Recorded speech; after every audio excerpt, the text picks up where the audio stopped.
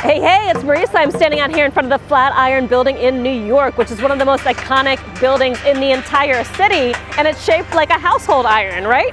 And who would have thunk that this bizarre building would become such an icon? This building was built in 1902, 116 years ago, and all they had was this triangle spot of land, and everybody thought, well, there's nothing you can do with this little measly piece of land. And what they managed to do is make this one building where they used its weakness to become its greatest strength. And I've always felt in business that when you can make your weakness, when you can turn your weakness into your greatest strength, you're golden, just like the Android phone. So Android phones are known for being kind of ugly, right?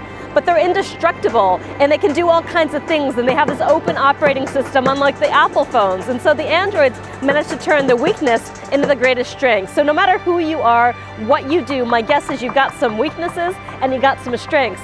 And what most people do is they focus on their strengths and they only lead with their strengths. But what I love to do is I love to make all of my weaknesses apparent and turn my weaknesses into my biggest strengths. So if you read my bio, it says Marisa Murgatroyd, also known as the shortest woman in marketing at 4 foot 11 inches and a quarter. She's known for having big ideas, right? So there I am. I'm tiny and I look like I'm 30 and I'm 40 years old, and I got a lot of ideas. But I turned my biggest weakness into a strength. Not that being short is a huge weakness, but it's kind of funny because I'm making fun of myself, right? I'm saying, I'm not all serious. I'm not trying to lead with power and be more than I am. I'm recognizing all that I am and I'm working it. So I think people want to do business with real human beings. They want you to show your weaknesses alongside of your strengths. They want you to share your vulnerabilities. They want you to share all the moments when things did not go well.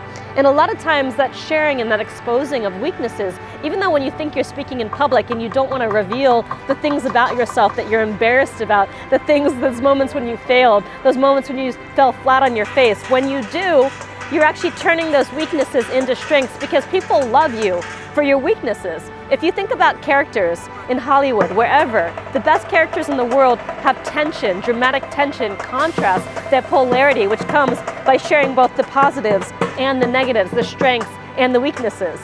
So when I look at this Flatiron Building, one of the most iconic buildings in New York, I think, oh my God, that was a building that managed to turn its biggest weakness into its greatest strength. It's precisely the reason why it's become such an icon here in New York. And at first when it was built, people thought it wasn't going to be able to stand the test of time, that the triangle shape wasn't going to be strong enough to last. And 116 years later, it's still here, and it's one of the most widely photographed and talked about buildings in this entire gigantic city with so much to offer.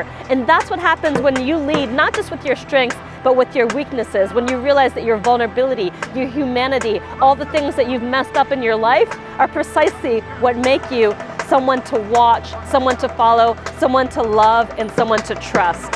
So whoever you are, whatever you think are your weaknesses, let me tell you, it's precisely that people want to know about and want to love about you. So go out there and live your message.